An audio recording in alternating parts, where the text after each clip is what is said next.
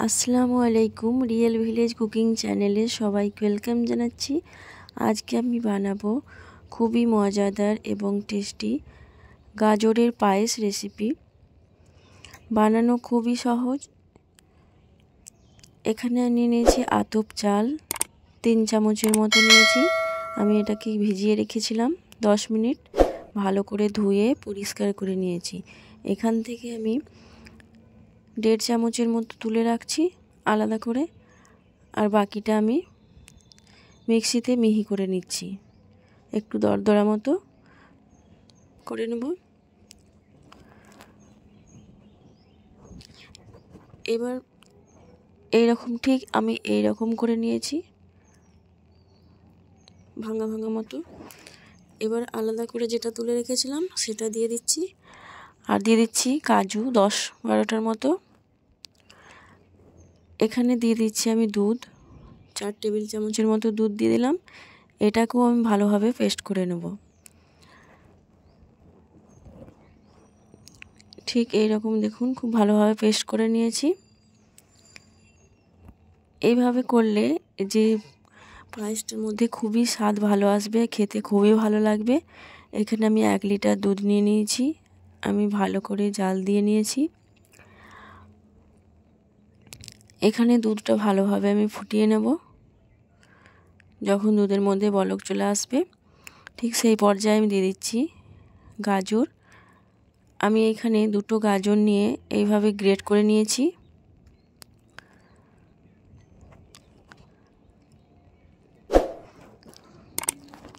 আপনারা চাইলে গাজরের পরিমাণটা বাড়াতেও পারেন। আমি 2টো গাজর নিয়েছি, ভালোভাবে ধুয়ে পরিষ্কার করে গ্রেট করে নিয়েছি। এবার এর মধ্যে আমি দিয়ে দিচ্ছি এলাচ 4টি এলাচের দানা দিয়ে দিলাম, 4টে এলাচ দিয়ে দিলাম। এবার একটু আমি ভাবে নাড়াচাড়া করে গাজরটাকে সেদ্ধ করে নেব। কিছুক্ষণ রান্না করে নেব যেন খুব সব কিছু ভালোভাবে সেদ্ধ হয়ে যায়। আপনারা স্কিপ না করে পুরো ভিডিওটা দেখবেন, খুবই ভালো লাগবে। অল্প সময়ে কিভাবে গাজরের পায়েস বানানো যায় সেটা আমি আজকে দেখাবো। এবার এর মধ্যে আমি চালটা দিয়ে দিচ্ছি, আমি যে হাফ করে রেখেছি।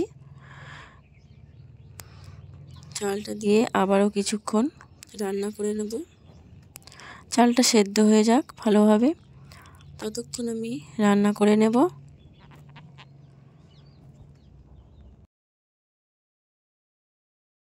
এইভাবে নাড়াচাড়া করে যেতে হবে, নাহলে তলায় বসে যেতে পারে। স্কিপ না করে পুরো ভিডিওটা দেখবেন, খুবই ভালো লাগবে। আর নতুন হয়ে থাকলে আমার চ্যানেলটা অবশ্যই সাবস্ক্রাইব করবেন এবং পাশে থাকা বেল আইকন প্রেস করবেন। এই দেখুন দুধটা খুব ভালোভাবে ফুটে উঠেছে। আমি যে চালটা দিয়েছি সেটা সেদ্ধ হয়ে গেলে এই পর্যায়ে আমি যে পেস্ট বানিয়ে রেখেছিলাম চাল এবং কাজুর, সেই পেস্টটা দিয়ে দিচ্ছি।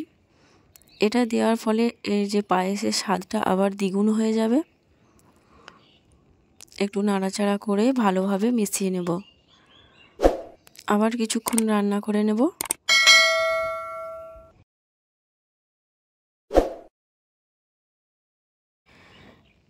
এইভাবে 4-5টা একটু ভালোভাবে নাড়াচাড়া করে দিচ্ছি। এইভাবে অনবরত নাড়াচাড়া করে ভালোভাবে এটাকে রান্না করে নিতে হবে। এখানে দেখুন খুব ভালোভাবে গাঢ় হয়ে আসছে।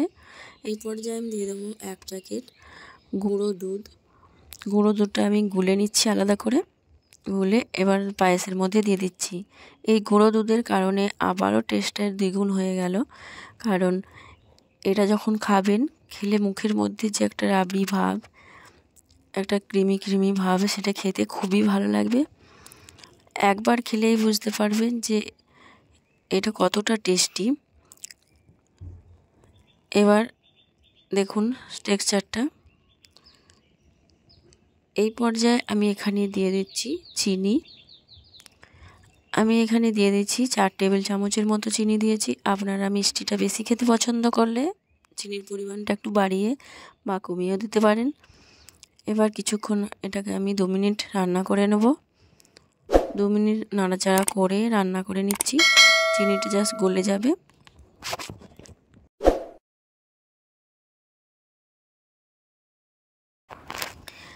এই দেখুন পায়েসটা প্রায় হয়ে এসেছে। এবার আমি গ্যাসের ফ্লেমটা লোতে করে দিয়েছি। আমি পুরো রান্নাটা লো টু মিডিয়াম ফ্লেমে করেছি।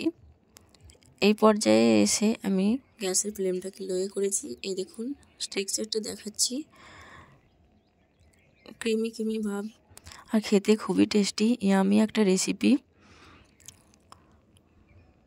এই পর্যায়ে পায়েসটা আমার রেডি হয়ে গেছে। এবার আমি একটা বোলের মধ্যে সার্ভ করে নেব। এটা আমি নামিয়ে দেব।